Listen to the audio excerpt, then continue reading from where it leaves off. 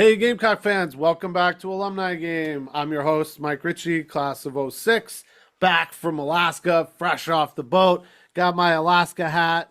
I didn't lose any limbs to bears or anything like a bear, a moose, or whatever. But Alaska's great. Check out the 50 states, incredible. Really beautiful. Really had a great time. Didn't see a ton of football, so I'm really excited to get back with the boys here and talk about this big SEC game. But real quick, we got John Buster Clarkson. He's going to recap our SC State game from last week for us very quickly in the Micro Machines voice. Indeed. So started off 38-10 win, won comfortably, even though a lot of us were questioning whether that was comfortable enough. I don't know, but it was an ugly game. It was a 2-hour rain delay. Did not see that coming. I actually was shopping for snackies before the game, and it was sunshine and hot, and then next thing you know it, we got thunderstorms. So who knows? Whatever, that's fine. We're going over the good, the bad, and the cocky, but before we get started, Sam, I had some bold predictions. I got to pay up. So we both did. With that in mind, I'm not doing bourbon because I have to do 3 of these. I switched over to sake. So this is shot number 1 of some sake. The other 2 will follow throughout the episode. I'm not going to go back to back to back. Can't rapid fire like that. So cheers to you guys. Hey, sake, I'm gonna join you there too because I thought Faison was gonna have 2 touchdowns. He didn't. So this isn't vodka. But someone else had 2 touchdowns here too. All right. So kind of what Mike said. Someone else had 2 touchdowns. That starts us off with the good. Bakari Swain. Now, I would say he's not good. He's great because most people ask for our team to score a punt return touchdown in the season. Some people may ask for maybe 2 punt return for a touchdown. It would be a lot to ask for 3 punt return touchdowns in a season. We went ahead and did it in the first 2 games. Okay, so shout out to Bakari Swain. Heads up, high IQ play on the second one where he saw the ball touch the SC State guy and saw that he had the opening going to that right side just like he did the first time, got it into the end zone. Love that. We looked amazing on special teams. Hopefully that can continue. We can't ask them to always win the game for us, but we can ask them to play great. Total momentum. And doesn't that set him up for some records now for the season? He does anything more like that? Yeah, records, right? I think the season record was Dickie Harris that had 3 in a season. So he's already tied the record. Yeah. If we ever do all-time special teams players, he might make that list. Yeah, I would say so. He's, and looking at how good he is and how much season ahead of him, maybe we will do that. Yeah, I see him overtaking as much as we love and appreciate Ace Sanders. I can see him overtaking that top spot from someone like Ace. So second thing, defense still showing up. People may question our offense, but they cannot question the abilities that our defense has. That goes to Dylan Stewart. That goes to Demon Clowney getting in on a sack. We saw a true freshman, Jaquavius Dodd, get in on a sack. You see Dron Willis, our 4th linebacker, technically, because you have Fred J.R. Johnson, Sean Murphy, Justin Okoronkwo, and Dron Willis. Dron Willis gets in on the scoring party with a 46-yard fumble return. Red zone defense, we stuffed them. And again, we have played 120 minutes of college football and have only allowed 1 touchdown. Yeah, it's pretty dope. So you said his name though. Daily Show himself, Dylan John Stewart, did not quite hit the numbers that you thought he was going to hit. Yep. All right, here we go. That's more sake. Hey, so did you know that who got a partial block on that second punt return? That would be David the Sledgehammer Busey. Now, I did project that he was going to get either a tackle for loss, a sack, or an interception. Should we give it? Should we give like a half? In there? That's like a half. That was a special move. So yeah. He touched a ball. He touched the ball, so that I think that counts. Yeah. Yeah. All right. Third one on the good. Second half response. Obviously, we've all saw the game. We saw how the first half went. We were very upset with how the offense was playing. It was lackluster. It was lethargic. It was boring. It was flat. It was vanilla. You can say all those different things. But second half comes around. We find some running room. Oscar Attaway gets a touchdown. LaNorris hits Vandrevius Jacobs in the end zone. We saw Donovan Murphy get a couple of catches in there. Mike Smith was in there on some plays. And you saw a little bit of better blocking, especially on those scoring plays. So, the second half run was much better than the first. Let's see if we can continue that into Vanderbilt. Quick question there, Buster, just because I didn't see the full flow of the game. Like I saw what was happening and I saw highlights. Do we have a two-headed monster with Attaway and Faison? Is it 1A, 1B, or like what do you? How do you Well, slot them I right wouldn't call it a monster just Not a monster. yet. now? Not a monster, Maybe, not a monster. A little We'll mini, call little it mini. Two-headed puppy demon. dog. yeah, we'll call it a fledgling potential monster, but currently right now this is a pound puppy that we're looking at because we don't have an established running game. I think right now for the SC State game, we were only averaging 4 yards a carry. Actually, I think it's 4 yards a carry for the Yeah. first 2 games of the season. Yeah, So and we'll talk more about not a that with monster, Vandy too. but those guys do or have shown and can have the ability to break one, especially Rasul on the outside. And Oscar is playing his best ball that I've seen. So you never know. And if you had to point to something that has to improve there for the run game to improve, just because I need to know, O-line, the running backs themselves, the play calling, like is it with coach? Is it with the O-line? Is it with the backs? All of it. Every bit of it needs to improve. All of it. So that brings us to the bad. So the bad obviously was that terrible first half. And then it kind of goes into the offense looks sputtering against Virginia Tech. Yeah, I was questioning whether LaNorris was going to complete a pass. And then, I mean, this goes all the way back. We saw it in the bowl game against the Fighting Illini. Like, there was some lackluster offensive performances. Yeah. Now, going into this week, this is the bad. Where was the problem? Where do we originate the problem? Do we say it was bad blocking by the OL? Well, we've heard from some of the O linemen this week during the press conferences that they've had some trouble communicating. Well, that's a problem in the sense of you had all offseason to practice. Yes, some of your guys are new, but you've spent a lot of time together during the summer and fall camp repeating plays, going over, getting repeated reps, doing all the things necessary so that you won't have a communication issue. You have a communication issue. That goes back to the coach. Yeah, I was just going to say, for me, that screams new OC. That's what that screams to me. So you can go there. At the same time, you can say, hey, well, Oscar Attaway has shown that he's been able to pick up blitzes pretty well. I saw that in the last couple of games. Right, and he's more familiar with the system than Faison. But that doesn't mean that they are mistake-free. What about there are times where if you watch the running play, what if they hit the wrong gap? What if they saw that gap closed, that hole closed and didn't bounce to the outside? What if they read that the blitz came from the wrong side? What if they did stack a bunch in the box and instead of chip blocking, they go out to try to catch a pass as a dump off? There's a whole bunch of different things. I know what you mean. I saw a really funny one with the Denver Broncos where Bo Nix just went to the wrong side. And the ball's just hanging out there and the back's going the other way. Like, you could just see that as a fan. That's not what was supposed to happen. And that goes to then the finality of this offensive problem is coaching. One, we can say Lonnie Teasley is a great recruiter, but so far his lines have underperformed. So what is he doing wrong in practices? Is he not giving them the reps? Is he not forcing them to communicate better? Is he not teaching them how to recognize certain defensive formation schemes, movement, things like that? And you're right. That does seem across the board because even though the defense has been good and hasn't broken, they have bent. And we'll talk more about that later too. Some of the numbers on. And then some of the complaints that I've been seeing from the message boards and just kind of the noise around is the last couple of games, and probably even going back to Illinois. That is the offense too vanilla? Is the play calling not where it needs to be? Are we not creative enough? Are we sticking to inside runs and not running zone reads, RPOs, bouncing to the outside? Are we not? I hear that, but you got to complete passes before you're trying to be more than vanilla. You got to complete stuff. I mean, I was just reading incomplete. It was bad, and it didn't even look like Nick Harbor getting targeted until late in the last one. I mean, we got to chalk some of that up to weather, right? Like, I don't want to play devil's advocate here and be like the whole like homerism guy, but 2 hours and 15 minutes to wait to play. By the way, I don't know if we'll talk about this in a second. The fans, outstanding job for staying there. But like, it's, that really took them out of the rhythm to start with. You could tell. I mean, you have weather delays like that. The field's sloppy. Nick Harbor's probably not going to be as fast because the field is so wet and sloppy. Weather delays are always going to benefit the worst team. Yeah, no, I get that. I'm just worried, Sam. We got a weather delay versus Alabama. We got no fucking shot. You know what I mean? Like, if that messes us up that bad against a team like SC State, the way we played in that first half, Alabama, we aren't beating anyone. Yeah. You know, So, there's we a look whole terrible bunch of versus different. ODU. I don't know. Yeah.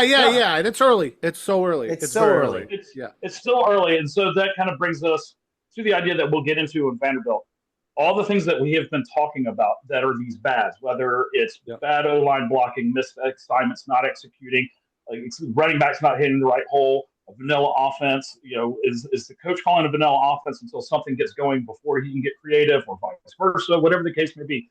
All of that is fixed with practice reps and team meetings, coaches meetings, getting a game plan together and repping into the next game. Now that the stakes are higher because we're into SEC play, Yeah. and every play counts, every half counts, every quarter counts, every game counts, every dub counts.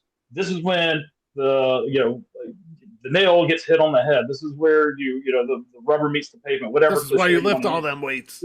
Exactly. This is when it That's matters. And right. so this is what you want to see from your entire program is that they lock down this week and get ready for this Saturday, 7:45 at Williams-Brice. Are So, we Real, are we real good season for starts that? Or this you guys Saturday. got anything else on SC State before we dive into well, SEC play? the last thing on SC State, and it's more just a general, this segment's the good, the bad, and the cocky. We're going to go into the cocky. Obviously, the Swain Show. Love that moniker. I mean, it's just like every time the other team punts, he could do something. He's dangerous. I love He's dangerous. Yeah. Again, like we said, defense is still showing out. One good thing that is considered cocky that I like to mention is we did leave that SC State game with some injuries, but none of those injuries were anything to keep guys out this week. The official injury report comes out tomorrow, but from Shane's pressers, he said that none of the injuries should be detrimental going into this week. So Good. Cool. big props to Staying on the cocky theme, is Coach still not doing depth charts, or is he? No, he released one last week, Yeah. and it's required to for SEC play. You have to. Release All right, so we're a little less cocky now. We're actually doing the homework. We're doing the homework. I think at this point, after 2 weeks, we've seen like who's definitely going to be starting where, at least for I would say almost every single position. I think maybe a couple in there. on the Dylan offensive Stewart's line. doing his thing. We know. We know there. We know And you who want the to see any wideouts more about are. some of these players we already love? Click these links up here that Sam has for you. Check out our Gamecocks of the week. We did Busey. We love Stewart. JR's doing his thing. We'll probably get one on these running backs soon because we need to know more about them. And we did the group of wide receivers too. That's one of our more popular videos. So check that out. Let us know what you think. Obviously, let us know what you think about this too. Let us know what you think about SC State. But I think that's going to move us on into SEC play. We got one more. Fast, We got two more cockies. Got to give the shout out to the students. If anybody has seen the videos on YouTube, yeah, it's great. Student section was raucous the entire weather delay. Shout out to those guys. And then my last shout out. This does not include our lovely Michael here. Sorry for your loss with the Patriots, but Sam, you and I, we got some celebration to do. So Packers D with Micah Allen Parsons Project shut out the Detroit Lions and their vaunted defense, and apparently they're pretty good on offense. Did they not score a touchdown? No, they did not score a touchdown. My third Saki shout out to my Packers. Yeah, I like that kid Golden too. I like Mr. Rogers going back into his old neighborhood and really laying some pipe down there on the Jets. I really couldn't be happy with high that. as hell on ayahuasca. Yep, doing his old thing. man River Aaron Rodgers. And Calvin Austin of all people. It's wild. Hey man, that's my fantasy guy there. That closes out my cocky. So we're ready to go. Let's talk Vanderbilt, boys. Yeah. Vanderbilt. All right, so that'll move us into SEC play. It all matters now. This is a big one, more so just because, Vandy can get you. Pavi has been there. We know him. We know what to expect. This is a primetime game, Saturday on the 13th. That'll be 7:45 at Willie B. That'll be on SEC, so we'll get to watch that. Sam, tell us about these odds and this over-under here. It's a little tight. It's kind of tight. Definitely the tightest so far of the year in this young season. So right now we're looking at we're 5.5-point favorites. The over-under is 47.5. So you got to imagine we're looking at 27-20, 27. I guess 27-21, 26, yeah, 26, something like that.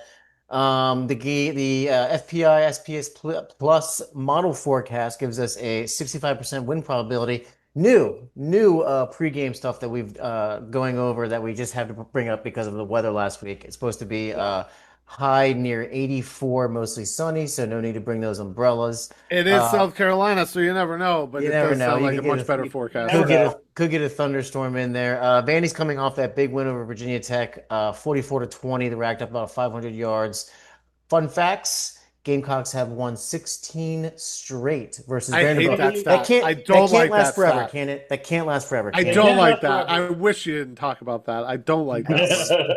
Sweet Knock 16. on wood, What the man. Knock on fuck? wood. Knock on wood. But it's a 5.5 point spread. That hasn't moved since it's released, I think, on Monday or Tuesday since we looked at it. And I So mean, we're kind of with NFL numbers that you get three because you're home? Is that kind of the thing?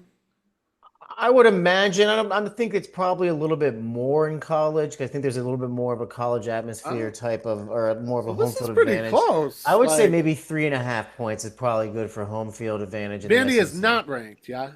Vanderbilt is not No. ranked, but boy, they've been putting up some numbers on offense Yeah. this year, and Pavia looks really, really good. I know we're going to get into breaking this down in three ways that Yeah, I mean we're Yeah. going to win this out. I was trying not to do the direct comparison as I was talking to you guys in the pre-show, but we played VTech, they played VTech, they beat them better than we did. So like you do that Don't algorithm. play that game. I know, and it's not the same because really they did it all in the second half, and even the VTech coach was like, "Yeah, we played terribly in the second half," and he even said they played full four quarters versus South Carolina. They did not versus Vandy, so that's interesting.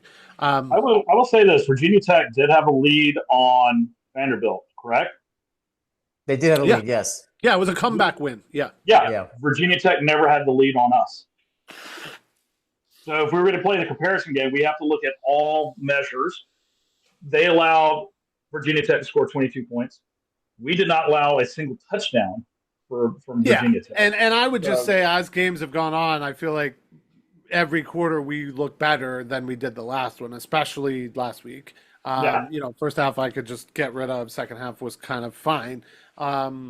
Obviously, special teams and defense way more this past week than necessarily versus VTech, which is Beamer ball. So that does go to coach, and he's sort of saving his own skin with his special teams and defensive play. So that's great. But yeah, I mean, let's be honest. The work has got to go into the offense. Spend a lot more time there. Get away from that vanilla stuff. Get into catching balls and completing passes. yeah, Um, yeah.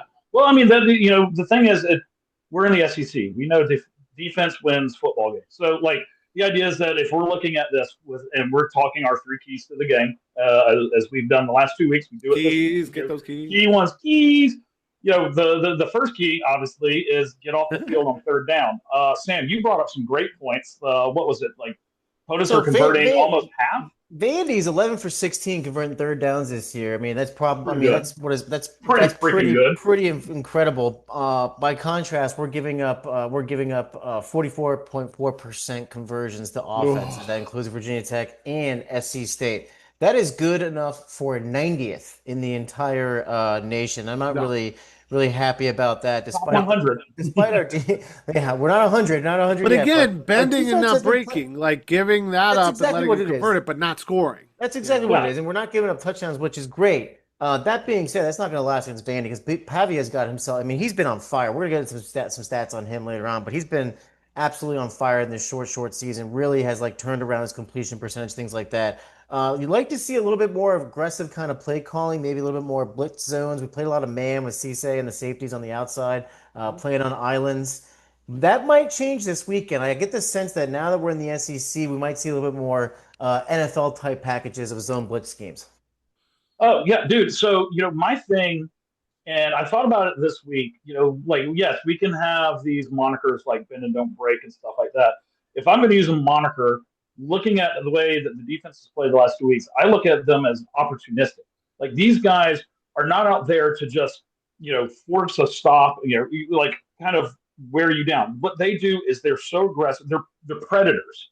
So the idea to me is there's a slightly different style of play when you're a predator style defense because that makes teams get uncomfortable. That gets teams nervous because if they do not execute 100%, it's not that oh well we'll just go 3-and-out and punt. No, this defense is we don't care about getting you to a 3-and-out punt. We want to take the ball from you. We want to pile drive you into the ground. We want you to wish that you never stepped foot on the field and you stayed in the locker room. If you look at the way Dylan Stewart's played, if you watch the interior D-line, even guys like Brian Thomas Jr. are having themselves a field day.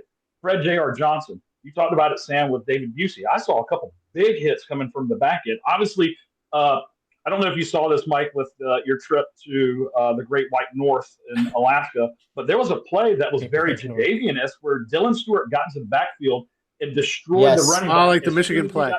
It was exactly like the Michigan play. That's cool. I mean, that's what you really want out of playing SC State. You want to get a play like that, you know what I mean? But you want the offense to fear you, and I think one of the things to get off the field on third down is to make them so nervous that they are not going to execute properly because you're so predatory in in nature. their head. yeah, It's it's in their head. that textbook shot from any football movie when the guy's coming up under center and every guy on the other side is like frothing at the mouth and go, I want to rip your face off. I'm going to hit you so hard I'm going to knock you back into the womb, like stuff like that. You know, I always think it's such a stupid thing, but I think about the Water Boy with Adam Sandler where he's lined up as linebacker and he's like. First thing I thought about when you started talking about that, and Sam's going to love this, is Troy Polamalu with that hair just diving at just going, just not caring that warrior, that American Samoa like warrior culture. I'm going to do everything I can out here in my position to destroy you. And if I can even make you feel that way, I can throw you off. That's enough. You know? Which brings us to key 2, Sam. I really love this key. I'm glad you put this down because all that ties into getting Pavia uncomfortable, whether he's in the pocket or running. We know that he's an athletic quarterback, dual threat, whatever we want to call it. We know that he has that same kind of athletic ability as we saw with Kyron Drones against Va Tech.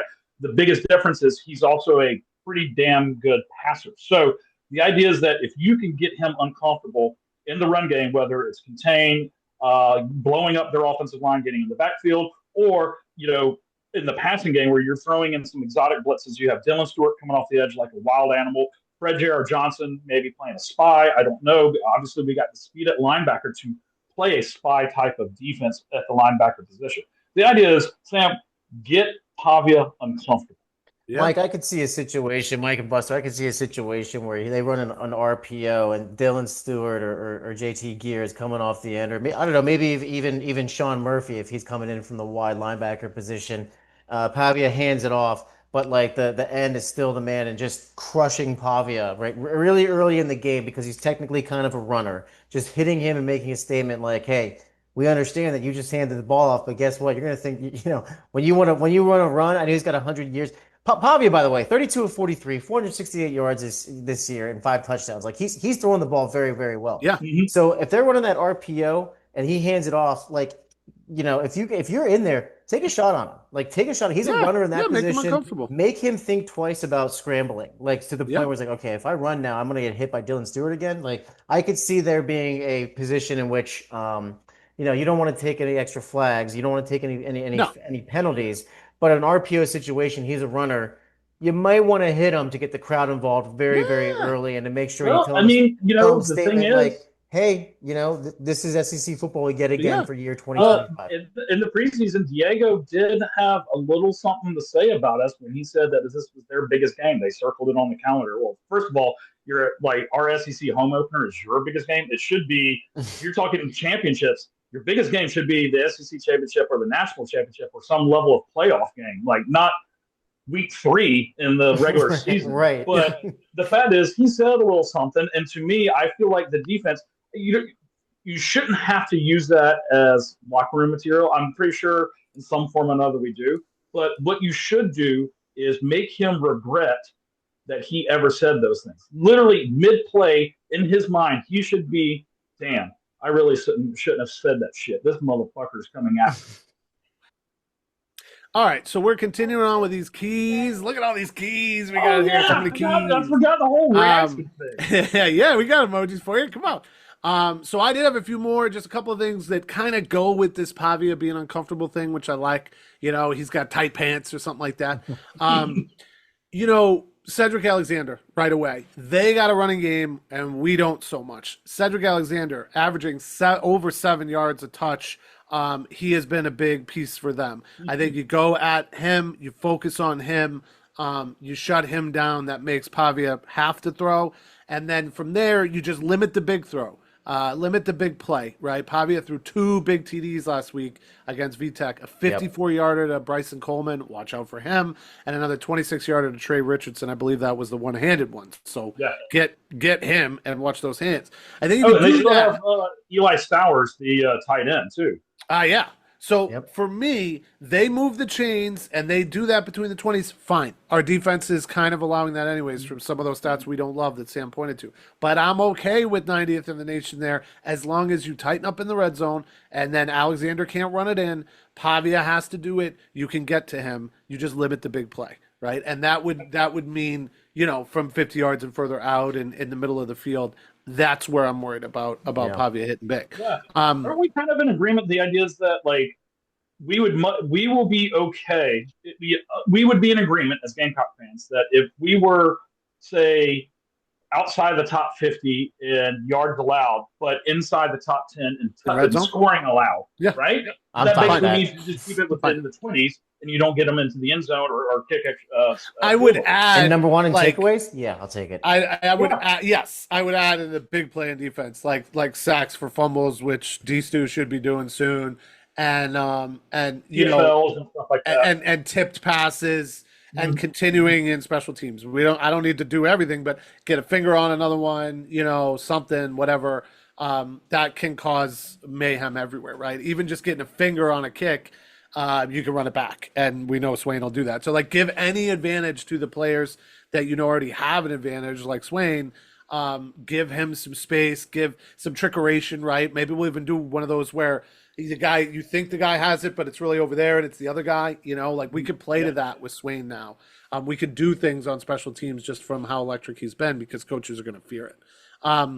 So running right along, we talked about, getting Pavia uncomfortable, stopping the running game. What's our next one on the other side of the ball, Buster?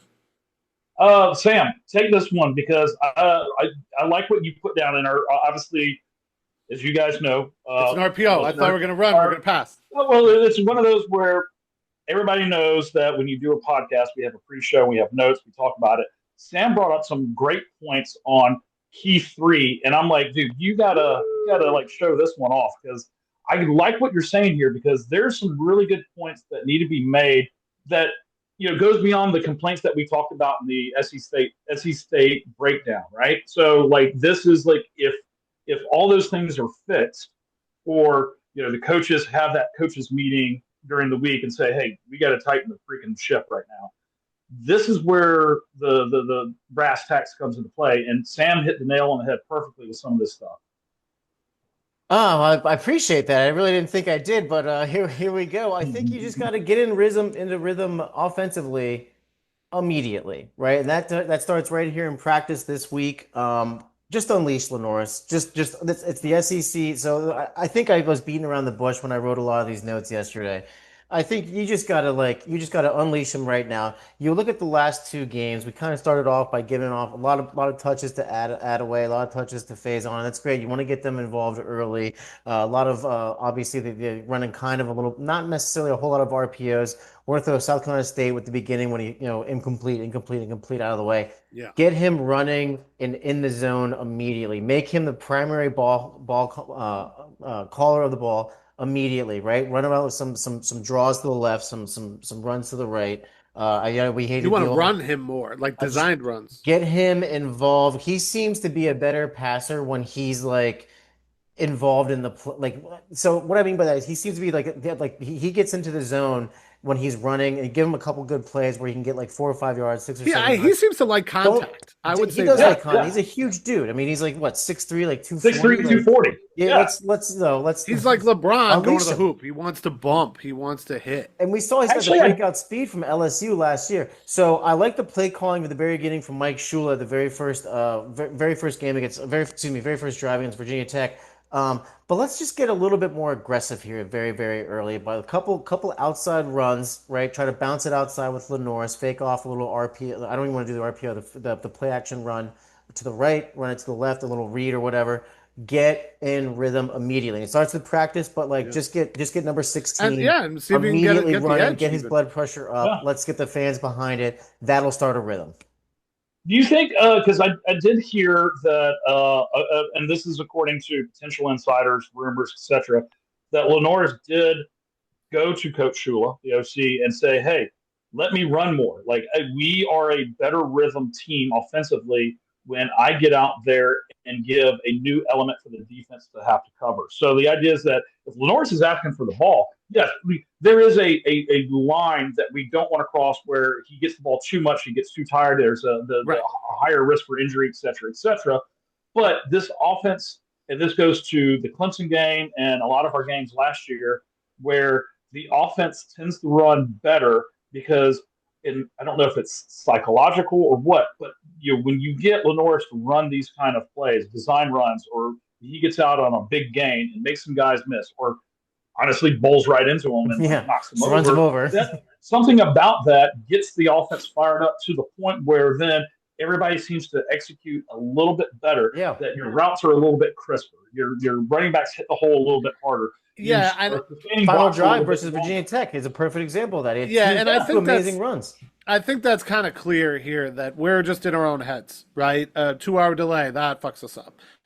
We're trying to get too cute, that fucks us up. You know what I mean? Do what you Yeah. do, play ball, give it to LaNorris. He's the best player, and I don't know, get some mental stickum on some of these hands, just so we can high percentage completions, running plays where the catch is not the issue. It's what can we do after. It's where can we find the mismatch. Don't get too cute with all that.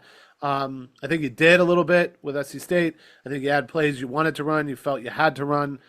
You didn't. You could have just simplified it a lot more. Let him run around, let it break down, throw the ball. Or Yeah. let him run. He's gonna run. If he sees a quick throw, fine. I don't really want to see anything more high level than that. In the NFL, we saw some shovel passes this past weekend, stuff like that. I don't really want to see anything like that because I don't want an early turnover.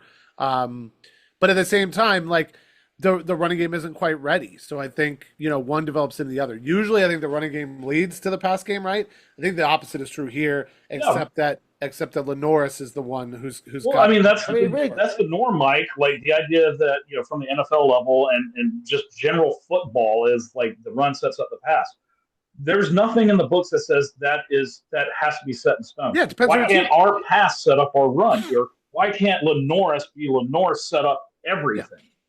So to me, I like what I saw. There was a graphic during the Green Bay game this past week against Detroit that I saw where within the first half, Jordan Love was completing passes to I think 8 different receivers, and that got me thinking. We got playmakers at wide receiver and tight end, and at running back. Oscar Adaway, Rasul Faison, Michael Smith, Mo Brown, Brady Hunt, who's been playing very well, Brian Rowe, Donovan Murph, Vanderbilt Shea. I can go on and on and on. That's a lot of names.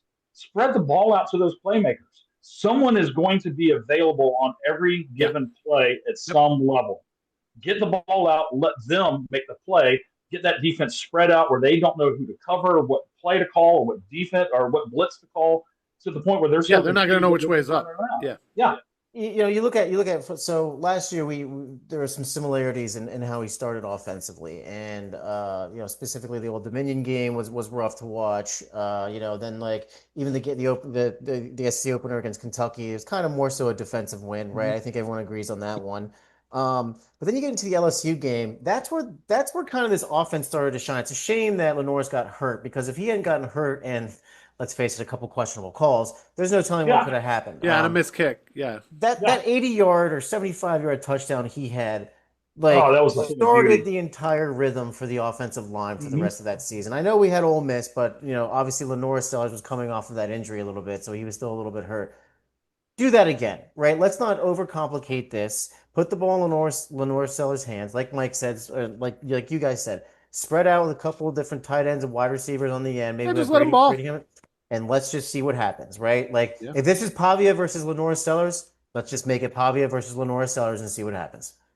Exactly. Different type of key, but Sam playing those pearls there. Those are keys. Those are keys. I got another big key we haven't mentioned, and I will throw it in kind of like Buster did a couple weeks ago talking about, officiating, which I thought was a great note for that game. Thank you. We got to capitalize on mistakes big time. Vandy made a lot of mistakes last week. They committed 11 point. penalties. They turned the ball over twice that led to 2 touchdowns, and they missed an extra point. We got to capitalize on all of that. They're going to miss a kick, catch it, run it back. They're going to commit penalties, let that kill a drive. You know what I mean? They're going to turn that ball over. We need to make points out of that turnover. So part of this is the mental game. We got to toughen up there. We obviously have to not make mistakes, but Vandy is going to make mistakes, maybe not late in the game, but they will make mistakes. We do not capitalize. We will miss chances to win this game. Excellent So for point. me, Great point, Mike. that's playing the pearls right there, because that will be sweet music to me. If I see penalties kill their drive, we're winning. If I see them turn it over and we march it down even for 3, that's something, and then I'll roll it in with another one, because I want to get on every mistake that this coach makes. But just something really funny, trolling Clark Lee. Clark Lee last night, quote, "I think we are a really good team when we play well." Oh yeah, you think so, Coach? Wow. Is that what you think? And for me, look, then they ain't gonna play well. Like I don't know what to do with that exactly. But I feel like this is here for us to win. We play our game. We simplify things a little bit. We put it with LaNorris. We let defense and special teams do their thing. We get some of these wide receivers a little more comfortable. That will open up the running game and more opportunities with LaNorris running. And it might be closer than we'd like it to be, but that feels like a very big key to victory to me. Yeah. All right. Final predictions, boys. Sam, Ooh, start us here off. we go. Ooh, man. Sam, we got to do the bold prediction, and then give me your score prediction. Bold prediction: Gamecocks 150 Shots. plus rushing yards total as a team. I think this is the game we can break out in which we get the offensive line into a rhythm. With the start of the SEC season, I think the offensive coordinator and Shane Beamer and Mike Shula have held back a little bit in terms of different play calling. Okay. Is that mostly LaNorris, the rushing yards? Ooh. Could be. I think it's probably more so. He'll probably get about 45% of his rushing yards. Let me put it that way. 45%, yeah. I think he gets about 60 to 75 yards. That rushing. means he's good for a rushing TD. Final score, 27-17. I do think Pavia finds the end zone a couple times, but it's not going to be enough. Gamecocks win 27-17 with a late touchdown to cover. Excellent. All right. Mine, bold prediction. Like you said, Sam, that offense is going to come together. I think Coach Beamer got them right this week. I think Brett's got them right this week. We're going to go 350 yards total offense. So we're going to have a complete game. I am going to take the under, because I still think our defense is going to be legit. And, we'll probably try to figure out some things, maybe a rushing touchdown, a passing touchdown. Pre-game or pre-show notes, I put 17-10. I'm going to move that up. I'm going to go 21-10. Defense gets it done. We score. We cover the spread, but we are still on the under.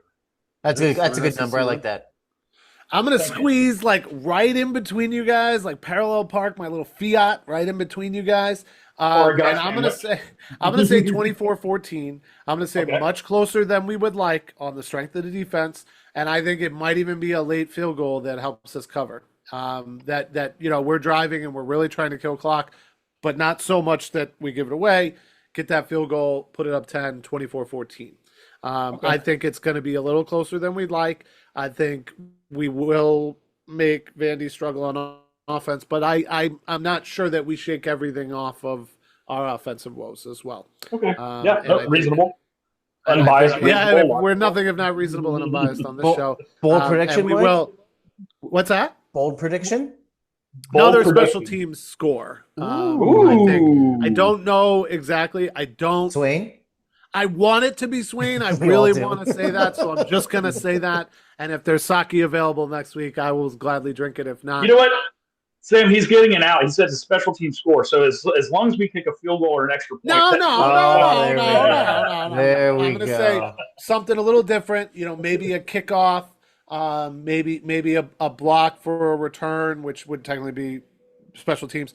But no, I wouldn't count a field goal as that. I see what you're saying. Just check. And I don't think last Virginia Tech, I had a little more tomfoolery, like a 2-pointer or this or that. I don't think there's anything like that going here.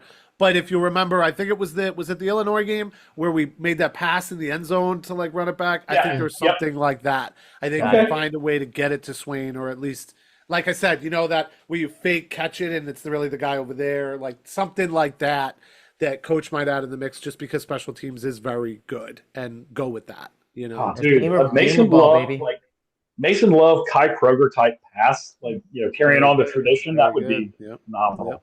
All right, close us out, big boy.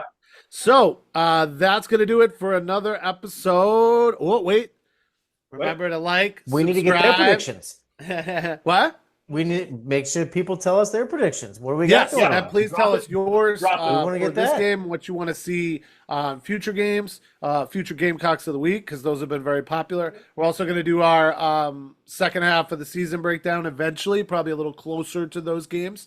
But definitely, yes, like Sam said, like, subscribe if you like what you got going on. Comment, let us know what we did right, wrong, what else you want to see. And that will be another episode of Alumni. Yay! Cox! Woo!